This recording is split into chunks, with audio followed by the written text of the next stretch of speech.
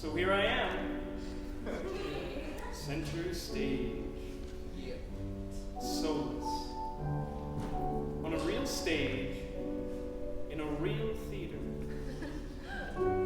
A stage and theater that by right should belong to me, and not some millionaire who's letting it go beyond all repair or reason.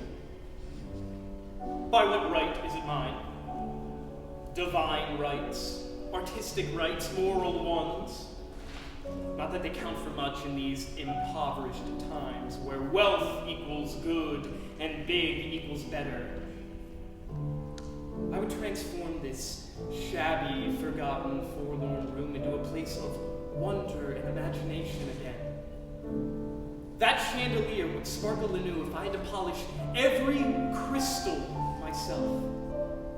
The aisles would be newly carpeted in a gesture of welcome and respect.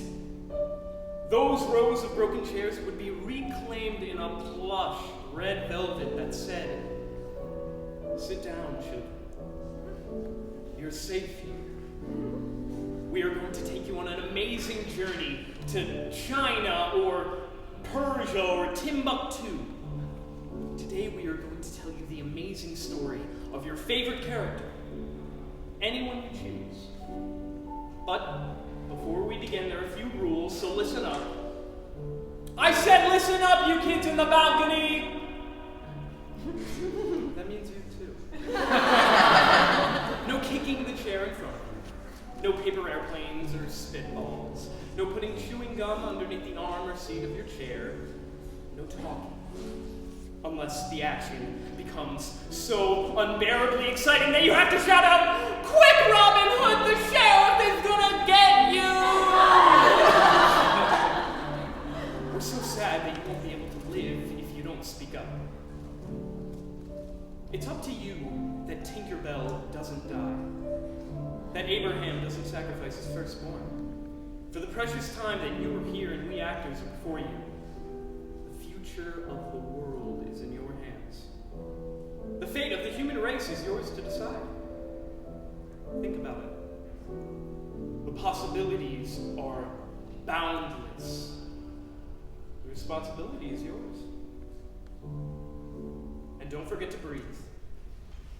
I know sometimes we forget in the theater. I do too. I also forget to breathe.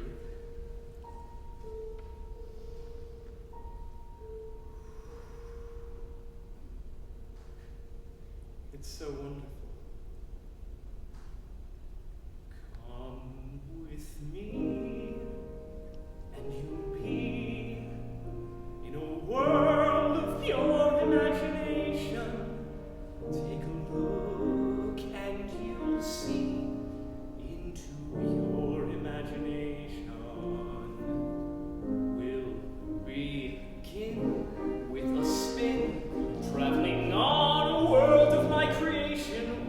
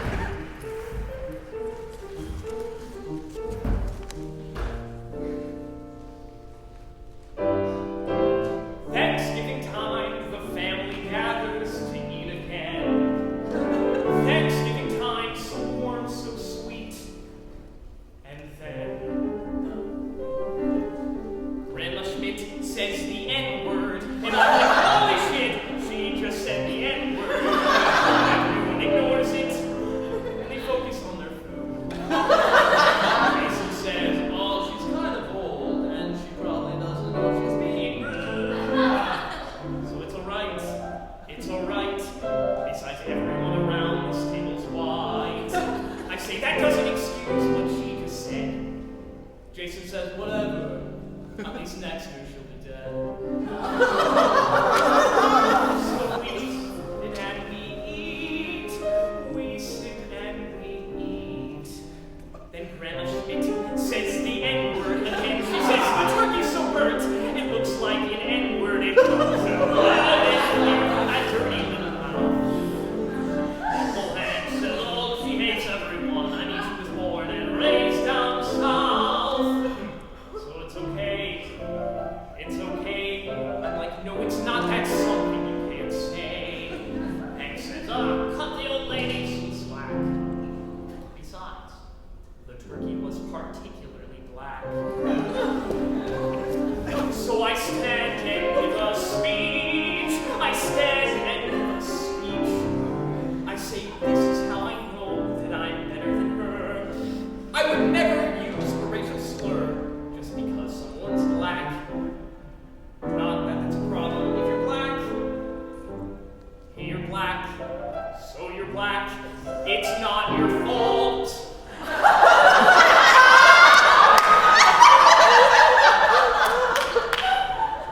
Suddenly, Thanksgiving dinner comes to a halt. What?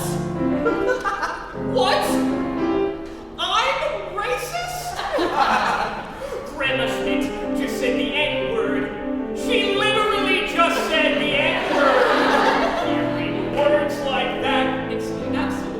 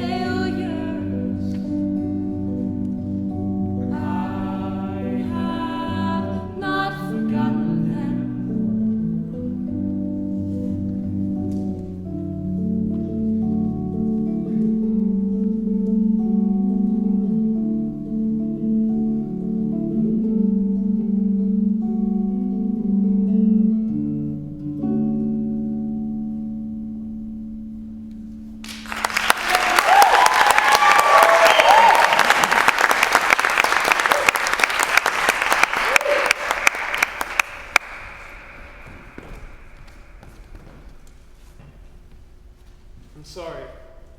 For what? For your dad. You're sorry for him? About him. You missed the wake? Nobody there but a dead guy in a box. I thought it went till 9. 8:30. It's good to see you, Kayleen. No, please. I can't do any more hugs. I've been hugging people all day. I'm sorry for your loss. I'm so sorry for your loss. What loss?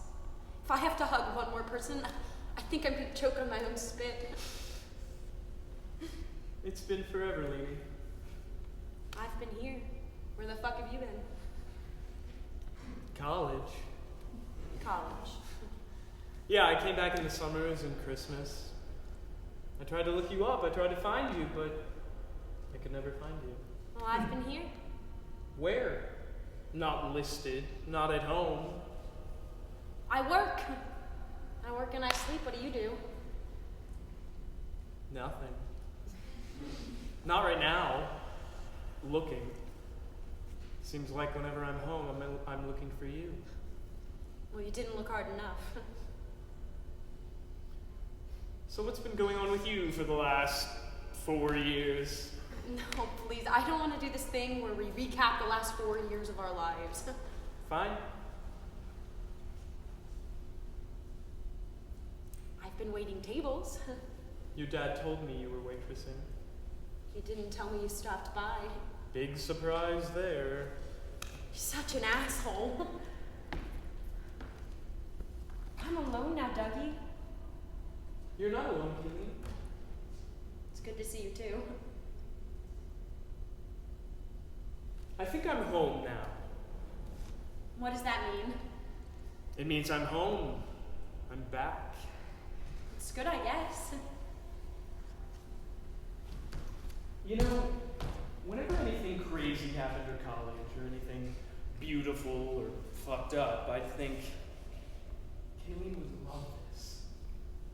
Sometimes I'd imagine you were there and we'd start having a conversation. I'd just start talking to you. You know, there's a word for that. It's schizophrenia. I just want to be friends again. You're the one that left. Are you okay? I'm fine. Are you okay? I told you I'm fine. Come here. No. Kayleen, come here. Just fuck off. Look at me. What, Doug? I love you. This is so fucked up what you're doing right now. What? What are you talking about? Coming back here telling me that you love me? You don't even know who I am. Well, then who are you? You think I'm this girl you dreamt up like 1,000,000 years ago? Who are you then? Just shut up. Why? I'm living with somebody. You're living with someone? Like you have a roommate? A guy. We've been together for a year now. Where is he? He's not with you. He doesn't like funerals. He doesn't like funerals. This isn't a funeral, this is a wake. He said seeing a dead guy would wig him out. Just shut up. And you're with this guy. Don't judge him. He's sensitive. Fuck him. Fuck him. Fuck him. Fuck him. That's nice. You know what, Kayleen? Jesus Christ, I came to your house like a year ago and your dad was there. And he says to me, she is where she is. I don't know where the girl is. He didn't know and he didn't care to know. So I was about to leave, but I didn't. I didn't, and I said to that son of a bitch, you have a daughter, and she's a gift from God. She's the most perfect being to ever walk this earth, and you don't even know it. And she loves you because you're her stupid father, but you've never bothered to love her back. You've just fucked her up and never even bothered to notice she's this angel. So fuck you, cocksucker! And then I told him I hoped he'd die alone. Which he did. So I feel a little guilty about that now.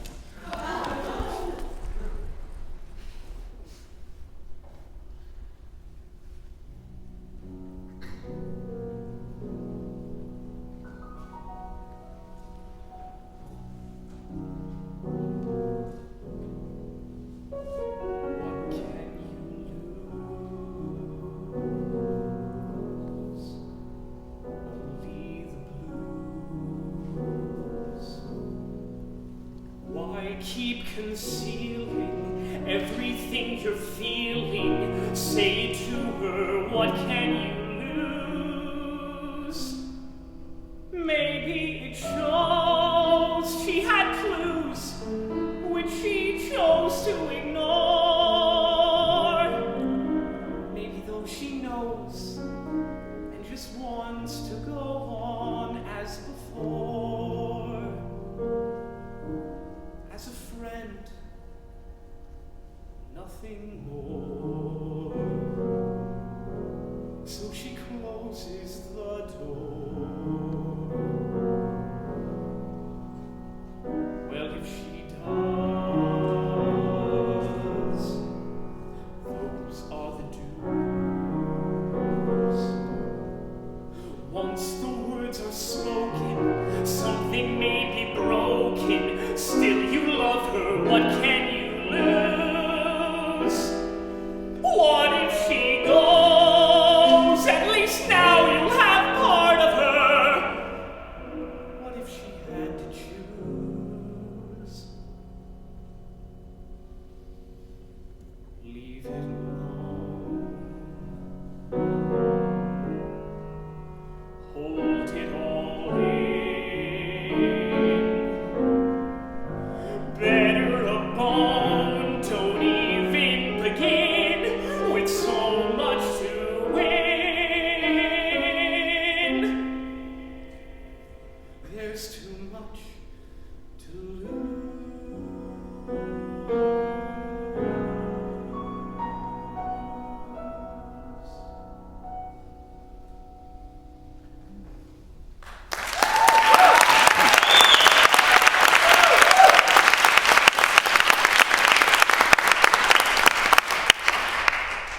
Beautiful. Pretty. Nice. Fine. That's our life right now. Everything's fine. We put on the clown nose and glasses and slip on the banana peel, and the TV makes everything happy, and everyone's laughing all the time. It's all so goddamn funny! It's our constitutional right to be amused all the time, isn't it? We're a smirking nation living under the tyranny of fine. How are you?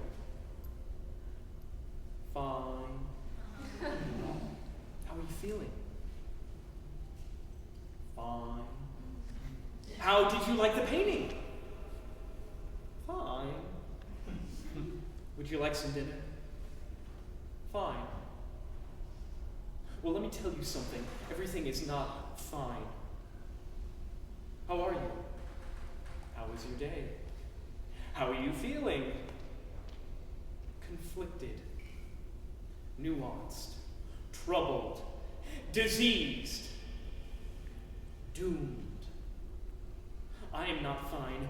We are not fine. We are anything but fine.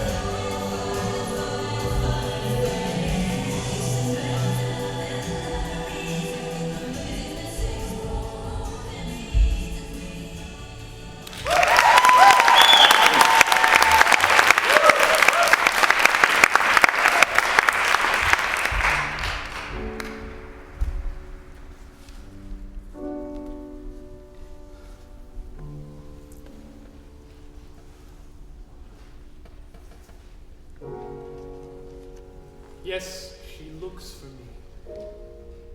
Good. Let her look for me to tell me why she left me. As I always knew she would.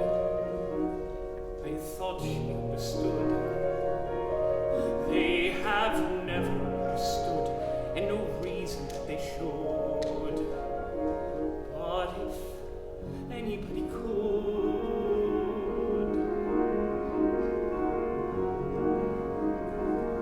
finishing the hat. How you have to finish the hat. How you watch the rest of the world from a window while you finish the hat. Mapping out a sky. What? You feel like planning a sky. What you feel when voices that come through the window go until they distance and die, until there's nothing but sky. And how you're always turning back too late from the grass or the stick or the dog or the light of a kind of woman willing to wait, not the kind that you want to find waiting to return you to the night. Dizzy from the height, coming from the hat, studying the hat, entering the world of the hat, reaching through the world of the hat like a window, back to this one from that, studying a face, stepping back to look at a face, leaves a little space in the way, like a window. But to see, it's the only way to see. And when the woman that you wanted goes, you can say to yourself, well, I give what I give. But the woman who won't wait for you knows that however you live, there's a part of you who's standing by, mapping out a sky.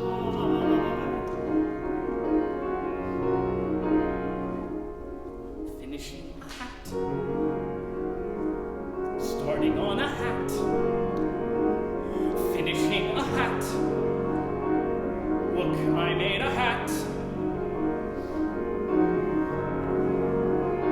where there never was a hat.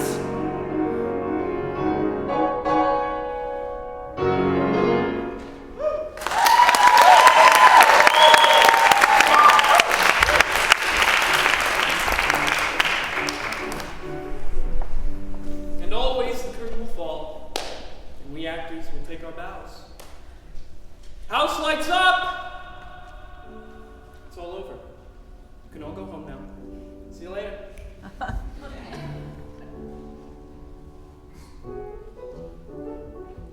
But something has changed. Tinkerbell has lived. Cinderella has found her prince. And you will go back to your real world, and it too will be raw and painful. Ugly, even. But maybe a little less so because of what you've seen here today. Harmony and happiness were possible. And I will go back to my real world, and it too will be a little more bearable. A little less unbearable because of what I've given you, and in giving you, I've given myself. Love and laughter, which are a good deal more nourishing at your age than bread and games. Hell, at any age.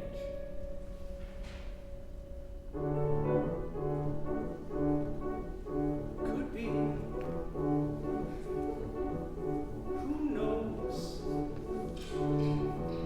There's something to any day. I will know right away, soon as it shows. And become cannibal and down to the sky, gleaming its eye bright as a rose.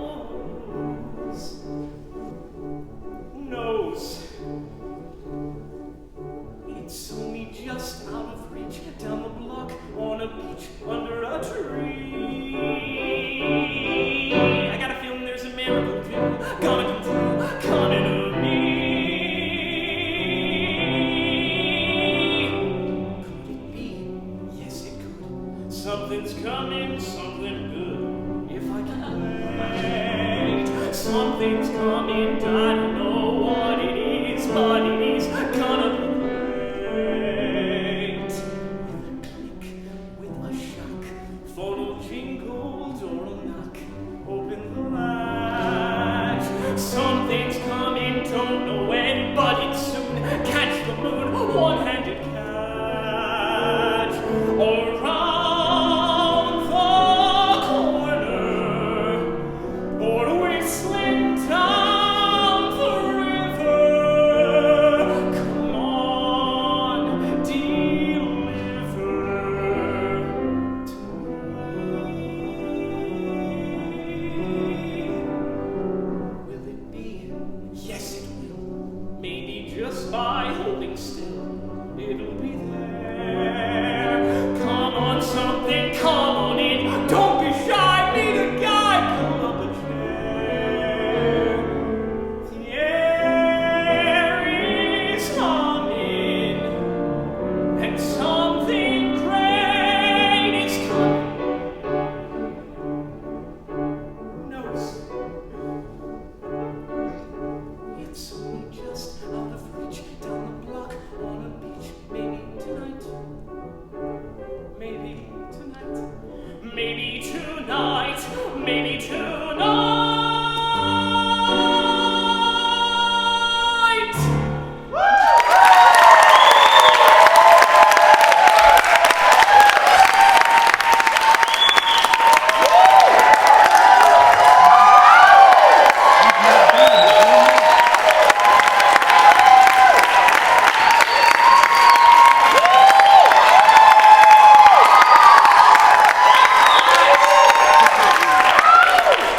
Thank you all so much for coming.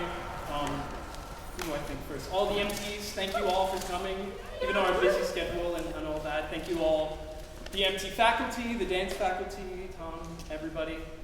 Tom, thank you for coming. My parents, thank you so much for coming. I'm so out of breath, I'm sorry. I'm not making much sense. Dom, thank you so much for the programs and giving us the space and everything. Doug Bowles, my voice teacher, thank you so much. You taught me so much about being a performer, a person, everything under the sun. Thank you. Simone, thank you so much. Later. Thank you, my friends, Dan, Connor, Julia. Oh my God, they drove all the way from JMU, and I'm so glad they're here. Who else? MT16. MT16, the trailers. Oh yes, the trailers. Travel up there. Brian. This guy looks out for us when nobody else looks out for us. Thank you, Brian. Harrison, my stage manager.